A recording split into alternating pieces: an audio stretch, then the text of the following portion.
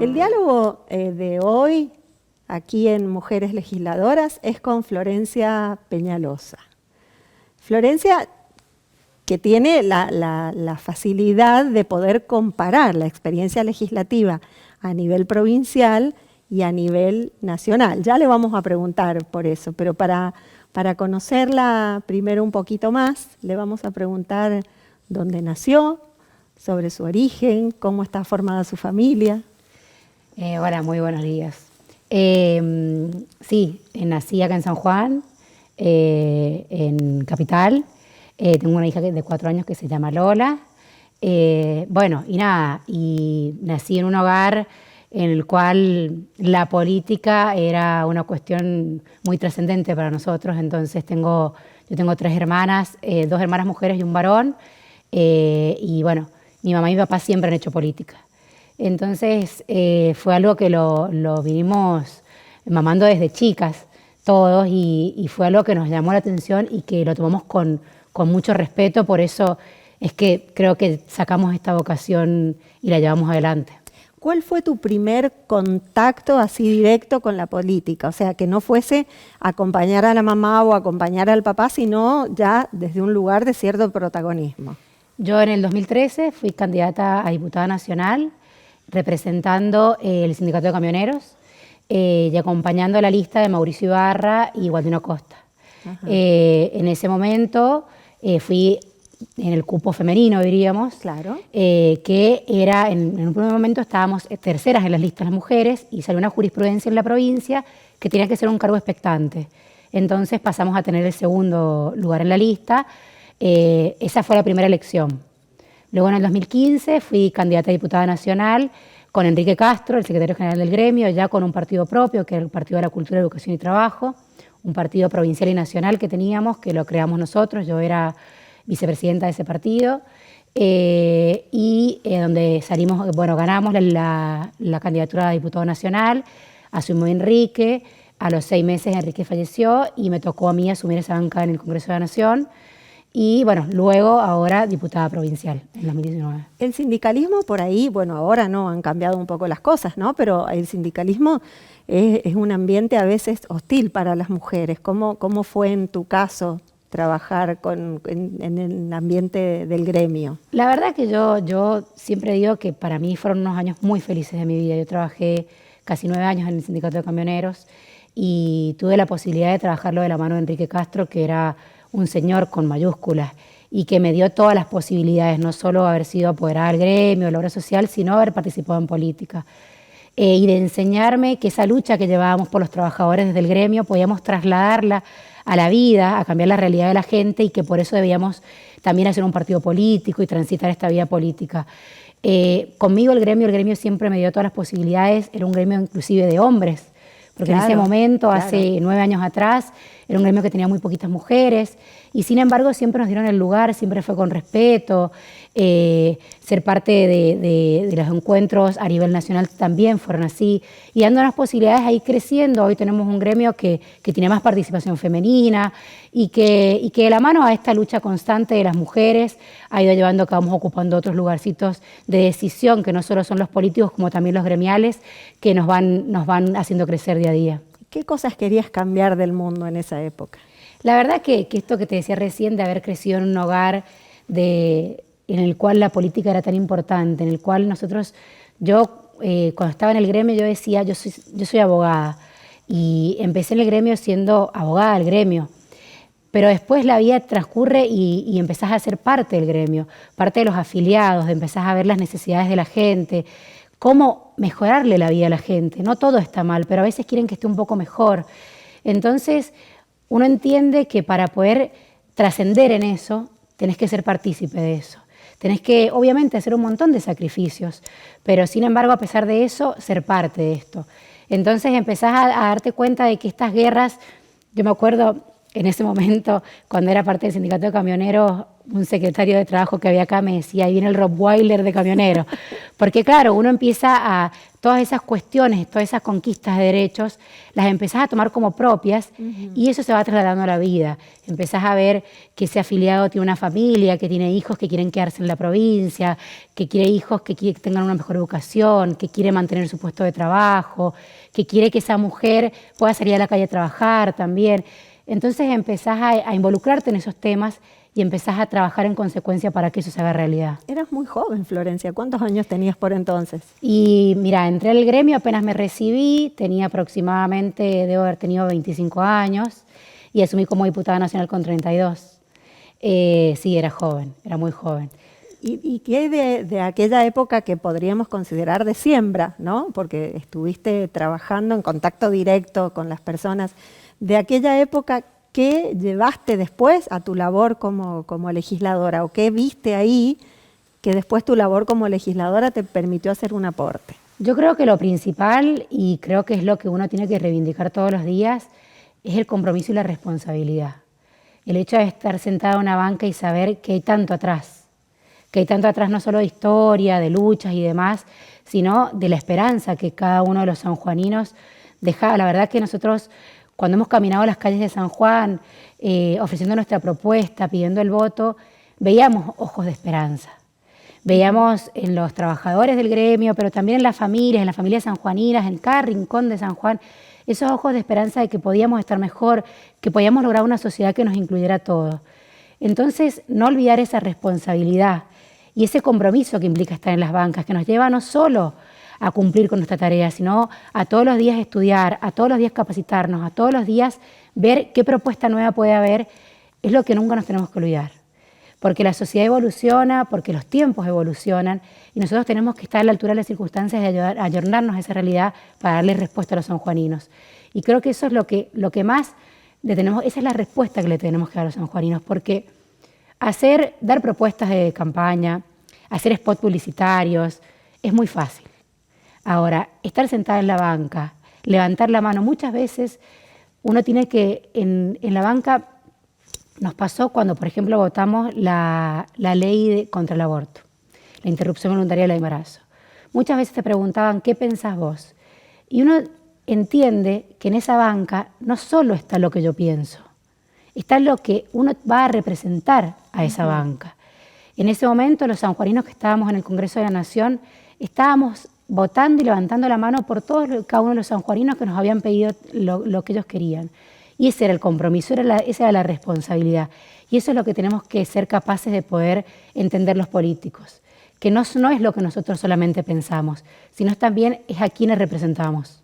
Y después de aquella votación, ¿te pasó de venir a San Juan y encontrar gente que estaba de acuerdo y otras que no estaban de acuerdo con cómo había sido la votación? Sí, por supuesto, esa fue una votación trascendental para la vida de todos. Como encontramos un montón de sanjuaninos que nos fueron a buscar al aeropuerto para agradecernos el voto, encontramos un montón de sanjuaninos que pensaban distinto. También los escuchamos. Después de nuestro voto venía el voto del Senado y había que escuchar todas las voces para ver qué se hacía. Y los escuchamos y también planteamos por qué se votaba de determinada manera. Siempre hay diferentes posturas y siempre hay que escucharlos. Y también hay que plantearlo en el recinto, porque para eso está la Casa de las Leyes, para que ese debate se dé y de ahí salga la mayoría. Siempre hay que escucharlos, porque a veces, muchas veces, como te decía, uno viene con una opinión o con una idea y escuchando otras opiniones y otras ideas, cambiás o modificás o mejorás lo que pensabas hacer.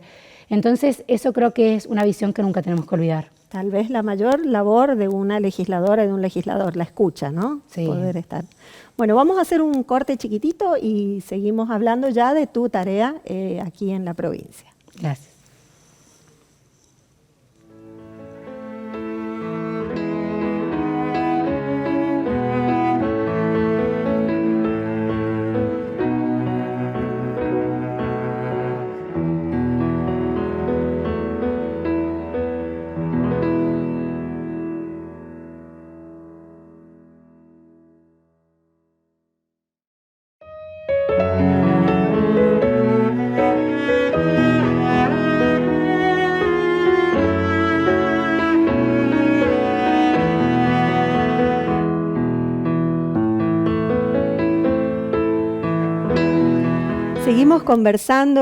seguimos conversando con Florencia Peñalosa y bueno, hablamos un poquito de cómo fue la labor en La Nación. Me gustaría conocer ahora en qué comisiones trabajas aquí en San Juan. Acá en la legislatura provincial estoy en las comisiones, bueno, legislación y asuntos constitucionales, justicia, hacienda, salud y tengo la presidencia de la comisión de discapacidad. Bien, ¿y cuál es tu desvelo, tu preocupación de todas esas? La verdad que le ponemos muchísimo trabajo a todas, se trabaja mucho. En este momento en la comisión, tanto justicia como legislación y asuntos constitucionales, estamos tratando 3 códigos trascendentales para la provincia de San Juan: el Código Laboral, el Código Procesal Civil y el Código de Familia, que va a ser el primer código de familia que va a tener en la historia la provincia y que toca un tema sumamente importante para los sanjuaninos y que hemos trabajado un montón, lo hemos redactado de cero, hemos logrado poder lograr esta sensibilidad que requiere el trato de un sector de la sociedad como es el derecho de familia y también esta nueva justicia que tiene la provincia de San Juan, esta justicia más rápida, esta justicia más ayornada a la realidad, que va a ir de la mano de un cambio procesal que va a ser muy importante para darle a los sanjuaninos unas mejores respuestas de la mano de la justicia y sobre todo en familia, que es un proceso que hoy tenemos juzgados que tienen 12.000 causas anuales, wow, porque son procesos que tienen mucha sensibilidad, pero que llevan con ellos cuestiones trascendentes para la vida de cada uno de nosotros. Entonces, la verdad que para nosotros es un orgullo no solo haber sido parte de la comisión redactora, sino que hoy estar estudiándolo como diputados es importantísimo. Y desde la Comisión de Discapacidad, trabajando un montón en un sector de la sociedad que todavía es muy vulnerable, que todavía tiene muchas barreras que romper y que todavía tenemos mucho para enseñarle a la sociedad entera en su conjunto. Entonces, ir trabajando no solo desde lo legislativo, sino desde lo institucional, para ir rompiendo esas barreras, para ir mejorándole la vida, calidad de vida, no solo a aquellas personas que tienen alguna capacidad restringida, o alguna discapacidad o alguna condición, para ellos y para su familia que sea todo un poco más fácil. ¿Qué les piden en el diálogo cuando hablan con ustedes? ¿Por dónde pasa el pedido de las personas que tienen discapacidad o de sus familiares? Y sobre todo que la inclusión sea real, que esa inclusión de la que todos hablamos, porque es muy fácil hablar de inclusión, hablar de un montón de circunstancias que ellos transcurren en la vida, pero que eso se plasme en la realidad, que esas barreras se vayan rompiendo. Desde, por ejemplo, el otro día hablaba un proyecto de ley que inclusive lo presenté yo, que se llama la hora silenciosa. Algo tan pequeño como la posibilidad de poder disminuir los altavoces y las luces 1 hora, 2 veces por semana en un autoservicio. Las personas que tienen la condición de TEA, autismo, trastorno del espectro autista, sabemos que son hipersensibles a los ruidos o a las luces. Y a veces una mamá con un niño con TEA le cuesta un montón ir a un supermercado. No tiene con quién dejarlo. No tiene con quién dejarlo, claro. Entonces le cuesta un montón. Entonces, teniendo estas herramientas que le mejoran la calidad de vida, le posibilitan transcurrir la vida, hacen que la vida sea un poco más fácil. Son pequeñas cosas que ya se vienen dando a nivel mundial y que de a poco en la sociedad lo vamos a ir incorporando y eso es también lo que parte de nuestro trabajo, ir rompiendo esas barreras que nos permiten una sociedad que nos incluye a todos en definitiva. Tomar lo que la ciencia va conociendo y la medicina van conociendo acerca de distintos grados de discapacidad y aportarlos. Nosotros hace muy poquito tomábamos conocimiento, no lo sabíamos, que hay personas con determinado tipo de discapacidad a los cuales les cuesta mucho leer un texto en la pantalla si está justificado. Ah, claro.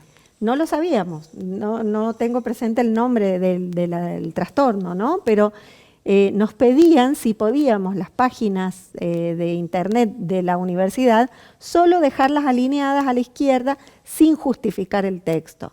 Porque el justificado lo que hace es estirar las letras, estirar los espacios para que cuadren, claro, digamos, en la caja. Y bueno, y eso era una cosa que nosotros no la conocíamos y es tan sencillo de cambiar una conducta nada más, ¿no? Sí, a veces el año pasado salió de la legislatura un proyecto de ley en el cual se declaraba todo abril el mes del autismo. ¿Por qué? Porque yo estoy absolutamente convencida, yo tengo un sobrino con autismo, estoy absolutamente convencida, primero del desconocimiento que tenemos como sociedad no nos ayuda a evolucionar porque muchas veces nos hemos quedado con la idea de que quizás un niño con autismo es ese niño quizás lejano, que no se acerca a la gente, y no, hay diferentes grados, hay diferentes formas, y que si nosotros supiéramos cómo manejarlo, le haríamos la vida más fácil. Esto que vos decís, saber que quizás cuando vamos a una entrevista de trabajo, una persona con autismo quizás no pueda estar atendiendo al público, pero pueda estar en una oficina y es tan o mejor capacitado que otra persona o cualquier otra tarea, pero si nosotros estuviéramos capacitados como sociedad en lo que es el autismo, que existen los adultos, muchos años, hay muchas personas que durante mucho tiempo pensaron, no entendieron por qué les molestaba quizás ir a un boliche, Claro. o estar en el aula de la facultad lo ponía nervioso. Porque nunca fueron diagnosticados. Porque nunca fueron diagnosticados y hoy de grande entienden que simplemente un diagnóstico les resuelve muchas cuestiones de su vida personal que no sabían ellos y que han transitado a la universidad y que son profesionales y que pueden hacer su vida, pero que a nivel personal necesitaban tener ese diagnóstico para tener esas herramientas. Entonces creo que ir estudiando, trabajando, por eso recién te decía al principio, el compromiso que es ser legisladora y el continuo trabajo y estudio y capacitación para dar esas respuestas, para poder estar a la altura de las circunstancias de todo lo que nos pide la sociedad. Y cuánto de respeto y tolerancia se aprende, ¿no? Más allá de que tengas en tu familia o no tengas una persona con algún tipo de discapacidad, bueno, en este mundo estamos, como decía mi abuelita, y somos todos distintos y hay que aprender ese respeto y esa tolerancia, ¿no? ¿Cuánto empezamos a entender? ¿Cuánto empezamos a entender cuando, por ejemplo, esto que hablabas vos de la justificación? ¿Cuántas cosas vemos que a veces no entendíamos o que a veces no éramos capaces de trascender para entenderlas y que es necesario que realmente la sociedad empiece a conocerlas y se empiece a involucrar y realmente la inclusión sea real? Y en esto las legisladoras y los legisladores tienen mucho para decir.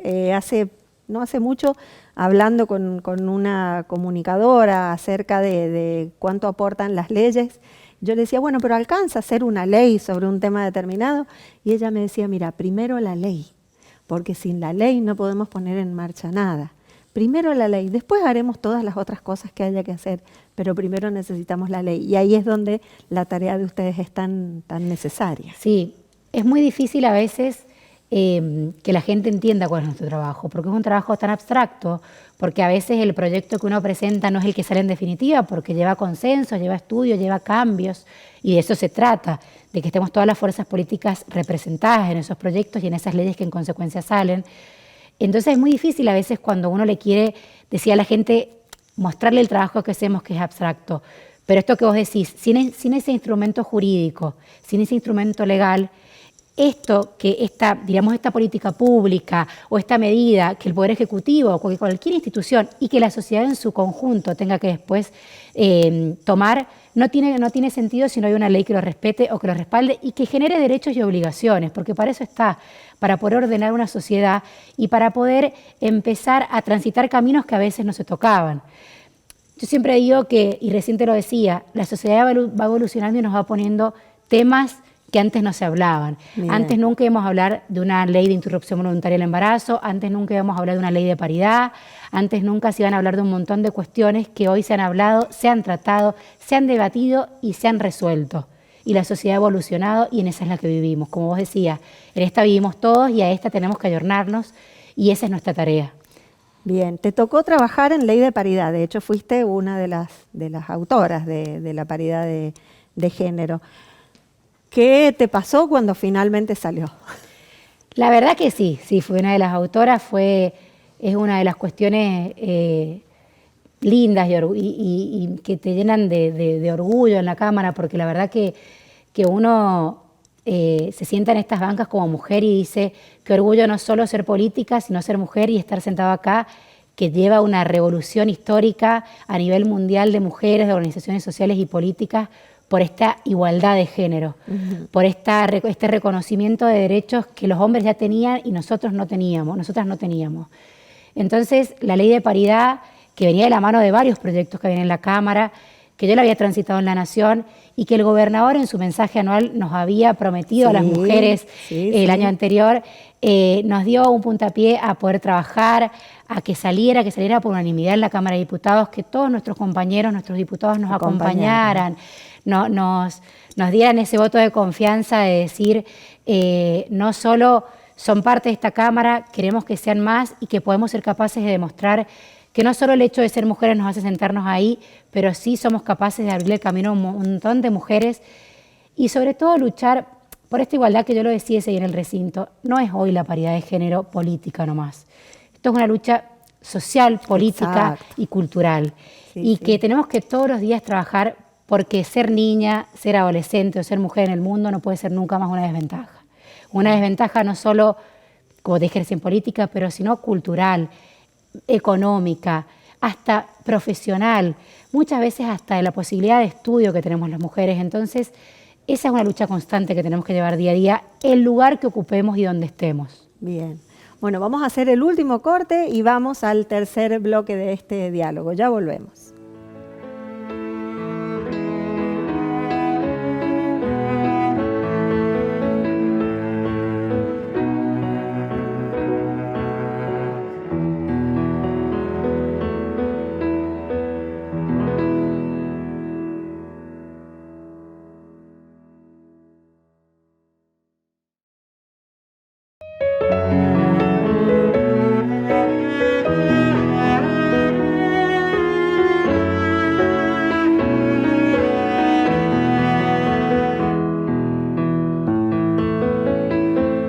Último bloque de este diálogo con Florencia Peñalosa. Me decías al principio que venís de cuna militante, de mamá y papá, trabajadores de la política.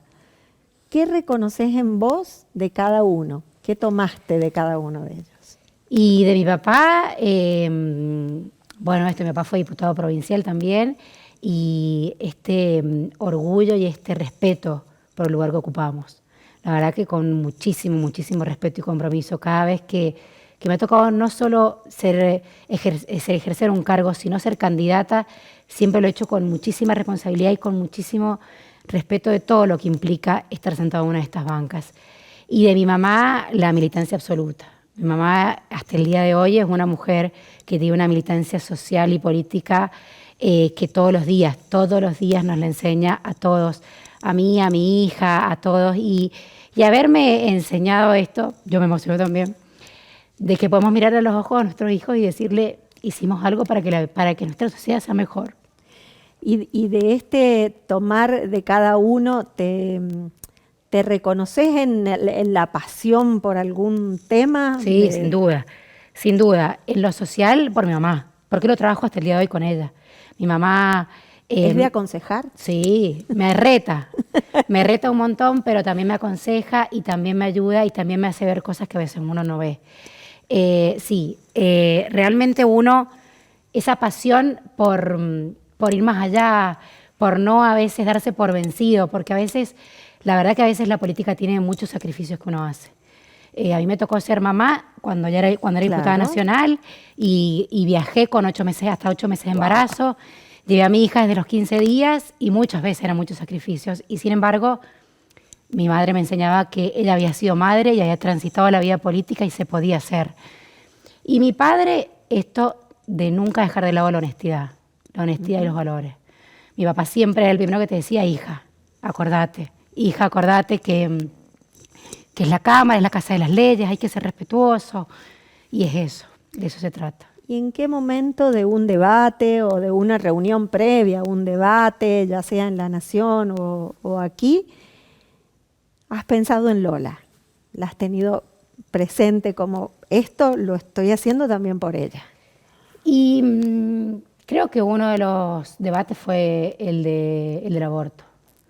Fue un debate que me tocó con Lola muy chiquita, como te decía, siendo mamá y con muchísimos sacrificios.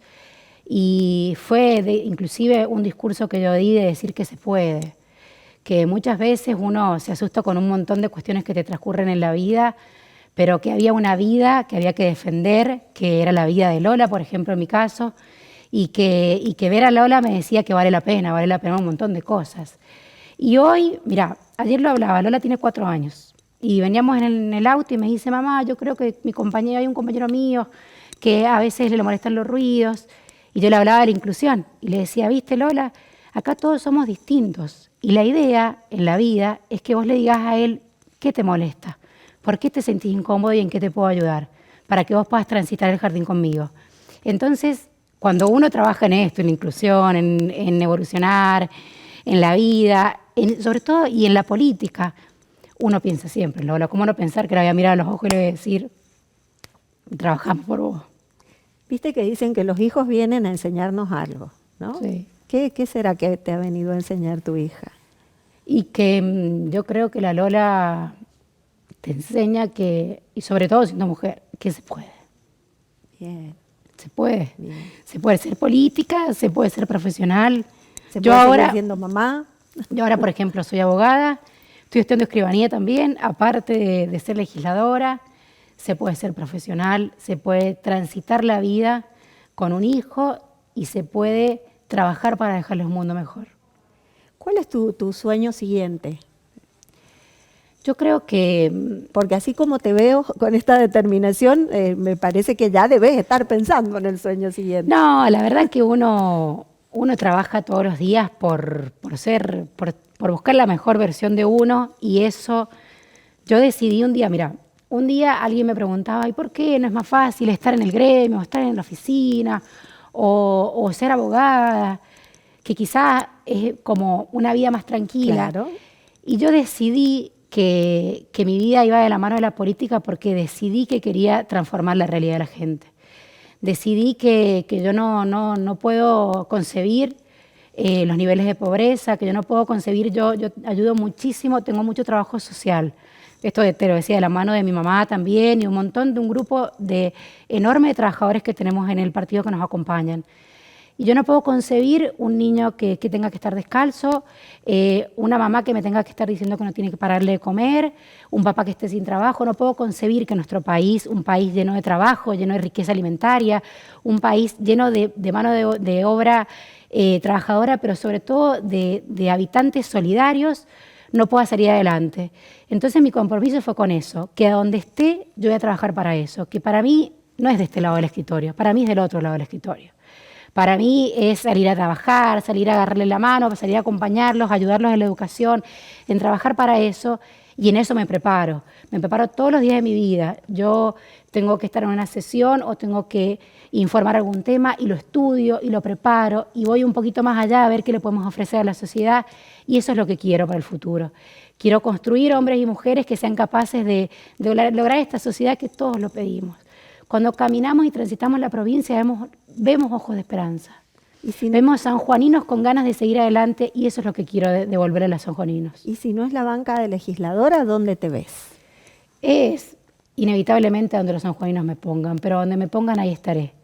La verdad que si no es en la política y si la vida no me da la posibilidad de estar en un cargo político, lo seguiré haciendo desde afuera, pero lo voy a seguir haciendo porque lo hacía antes, y lo voy a seguir haciendo porque así lo aprendí y así es lo que quiero dejarle a mi hija, como te dije recién, y así es el mensaje y es lo que quiero dejar en la vida. La verdad que uno transcurre en la vida y no deja más que esas cosas, y no hace más que historia para los que vienen, porque hay muchas cosas que nosotros hacemos que no las vamos a transitar, pero sí queremos que sea mejor para los que vienen. Bien, bien, bien. Y ya para finalizar, como si fuese una especie de conclusión, si pudieras hoy elegir trabajar en una ley que sentís necesaria pero que sentís lejana, como si todavía nos faltara para eso, ¿en qué tema te gustaría trabajar? Yo creo que es un tema que lo vengo trabajando y lo trabajé, y es el defensor de los niños, niñas y adolescentes. En la Argentina fue deuda durante casi 14 años, una deuda con la infancia, tener ese defensor de los niños y niñas y adolescentes que sea un órgano imparcial a todos los poderes del Estado, pero que pueda ser la voz de ellos. Salió, se eligió, fue todo un proceso muy largo y tuvimos la posibilidad, hoy tenemos una defensora de los niños, niñas y adolescentes. En la provincia yo presenté el proyecto y tengo toda la esperanza que en nuestra provincia podamos tenerlo. a nivel nacional se están dando en algunas provincias, se viene dando, y poder lograr esa figura creo que es una deuda con la infancia que está a nivel nacional y a nivel de todas las provincias para poder empezar a defender y a reconocer un montón de derechos que a veces es fácil decirlos, pero es muy difícil respetarlos. ¿Cuál es el freno hasta ahora o el mayor obstáculo? Así hacemos fuerza para que yo creo que es una cuestión que es innovadora en la Nación. Es la primera gestión, los primeros años, lleva recién 2 años Marisa Graham, que es la defensora nacional, y ella está haciendo diríamos, un federalismo de estas defensorías que van a articular con la Nación, y se va a ir dando a la vez de que cada provincia madure socialmente la necesidad del defensor. Es una figura que es muy difícil de entenderla porque no depende ni del Poder Ejecutivo ni del judicial. ¿Qué diferencia hay con un juez de familia, por ejemplo? No, porque es una figura que va a estar arriba de todos los poderes del Estado. Es una figura que va a ser la que va a controlar a todos los poderes del Estado, al Poder Ejecutivo, al Poder Legislativo y al Judicial, que tiene competencias para poder participar en todos los poderes del Estado y que también no solo controla, sino que tiene la legitimación para ser parte en todos los procesos, inclusive judiciales. Entonces, por eso te decía, es ese que va a controlar todo lo que hace, tanto el judicial como el ejecutivo, y decir, no, a ver, la defensa del niño va por acá, o falta esto, o es necesario esta tal cosa, o lo encaremos de otra manera, porque realmente hoy estamos viendo cifras en la niñez y en la adolescencia grandes, cifras de suicidio adolescente. Ayer ha sido el día de lucha contra el bullying. No, contra el bullying. Que hemos visto a principios de años que a nivel mundial un niño se murió por bullying, se suicidó. Entonces tenemos un montón de cifras nacionales de bullying, un montón de cuestiones que hay que empezar a tratar y que es necesario tener esta defensoría que sea ese órgano. Como tenemos el defensor del pueblo, la defensoría del niño, niña y adolescente tendría esa misma figura. Sería un organismo articulador entre todos los poderes del Estado, pero por arriba. Claro, que no es solamente los casos que involucran a niños y que están judicializados. No digamos, solo eso. Sino estos casos que son más de tipo social. Claro, tal cual. Va a ser el defensor de todos los niños, niñas y adolescentes y que va a tratar esos temas y que va a poder ser capaz de poder evaluar circunstancias de niños, niñas y adolescentes, tomar diagnóstico y generarnos políticas públicas que sean lo suficientemente importantes y, diríamos, grandes para poder avalar este sector de la sociedad que a veces siempre ha sido muy vulnerable. Bueno, ojalá, Florencia, que crezca hasta no ser solo el sueño de Florencia Peñalosa, sino el de toda una sociedad que obviamente necesita. Sí, la verdad que yo tengo mucha esperanza porque hemos tenido encuentros nacionales, hemos tenido muchísima participación tanto del vicegobernador, que es nuestro presidente de la Cámara, de todos los legisladores y los colores políticos de la Cámara, de importarse en el tema, de estudiar el tema, de empezar a debatir el tema, y eso es un gran signo, eso es un signo que significa que lo estamos mirando, que estamos mirando con buen ojo el tema, y que en algún momento, esto es lo que hablábamos recién, vamos a poder decirle, no sea yo, pero alguien en el futuro día capaz, hay un defensor de niño, niña y adolescente, y alguien lo trajo acá a San Juan. Qué bueno. Bueno, muchísimas gracias por este rato de diálogo que nos ha permitido conocerte, conocer tu trabajo y conocer tus proyectos, que de verdad te hacen más cercana a las mujeres y a los hombres que te votaron. Bueno, no, gracias a mí, la verdad que es un placer el trabajo que hacen ustedes, sobre todo porque son el puente para que los sanjuaninos y las sanjuaninas sepan que en la Cámara de Diputados de la provincia hay un montón de legisladores que realmente estamos comprometidos y estamos orgullosos, pero sobre todo somos responsables de cada una de las voces que representamos en la Cámara. Bien, bueno, muchas gracias. Gracias. Bueno, terminamos aquí este diálogo con Florencia Peñalosa y será hasta que volvamos a encontrar.